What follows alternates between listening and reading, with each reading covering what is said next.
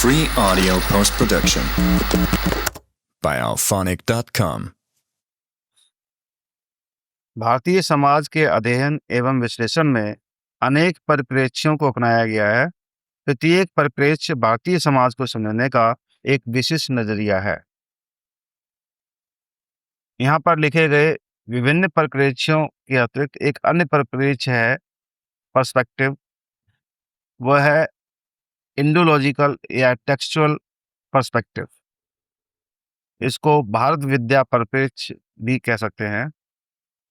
तो जिसमें कोई व्यक्ति यदि भारतीय समाज को समझना चाहता है तो उसे दो परिप्रेक्ष्यों में से एक को सामने रखकर समझना होगा, और वो ये परिप्रेक्ष्य ये बताता है कि भारतीय विद्या शास्त्रीय या पुस्तकीय परिप्रेक्ष्य पहला, दूसरा है क्षेत्राधारित परिप्रेक्ष्य। तो इससे आप समझ सकते हैं भारतीय समाज के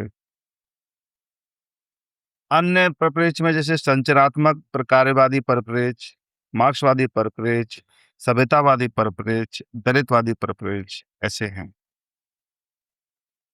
एस.सी. दुबे अर्थात श्यामाचरण दुबे ने जनजातियों, ग्रामीण जीवन, सामाजिक परिवर्तन, सामुदायिक विकास जैसे विषयों पर अपने विचार प्रस्तुत किए। जी.एस. घुरिये ने भारत विद्या शास्त्रीय परिप्रेक्ष्य प्रस्तुत किया। इनका आधार संस्कृति और समाज, ऐतिहासिक तुलनात्मक अध्ययन, जाति व्यवस्था पर चर्चा, धर्म पर विचार,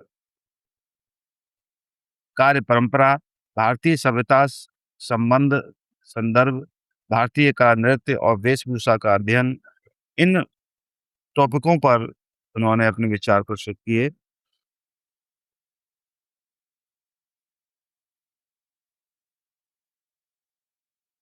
मार्क्सवादी परिप्रेक्ष्य को अपनाने वाले समाजशास्त्रियों में डी.पी. मुखर्जी का अग्रणी स्थान रहा है भारतीय समाज के विश्लेषण के लिए।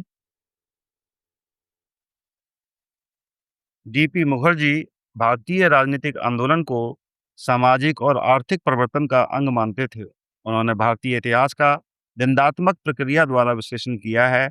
उनके अनुसार परंपरा तथा आधुनिकता, उपनिवेशवाद तथा राष्ट्रवाद, व्यक्तिवाद और समूहवाद में द्वंद्वात्मक संबंध है। ये एक दूसरे को प्रभावित करते हैं।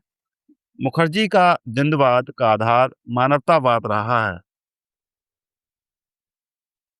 इन्होंने मार्क्स के सिद्धांतों को भारतीय परंपरा के साथ जोड़ने का प्रयत्न किया। सभ्यतावादी परिप्रेक्ष्य का अर्थ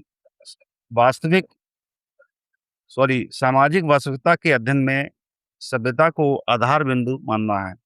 चूंकि सभ्यता के निश्चित मापदंड हैं, अतः इसके द्वारा किए जाने वाले अध्ययन अधिक वस्तुनिष्ठ और वैज्ञानिक प्रकृति के होते हैं। विभिन्न समाजों के अध्ययन में यह परिप्रेक्ष्य अत्यंत उपयोगी परिप्रेक्ष्य माना जाता है। भारतीय समाज के संदर्भ में एन.के. बोस एवं सुरजीत सिन्हा ने इस परिप्रेक्ष्य को अपनाया है। उनका कहना है कि यदि हम भारतीय समाज को समझना चाहते हैं तो भारतीय सभ्यता को समझना अनिवार्य है। सभ्यता ही समाज का दर्पण है तथा इसी से समाज की संरचना एवं विशिष्ट लक्षणों का परिचय प्राप्त होता है। दलितवादी परिप्रेक्ष्य अर्थात सबबाल्टर्न पर्सपेक्टिव, अंबेडकर और डेविड हार्डिमैन ने काम किया है इस परिप्रेक्ष्य पर। इनके अध्ययन की विषय वस्तु पिछड़ी हुई जनजातियां रही हैं।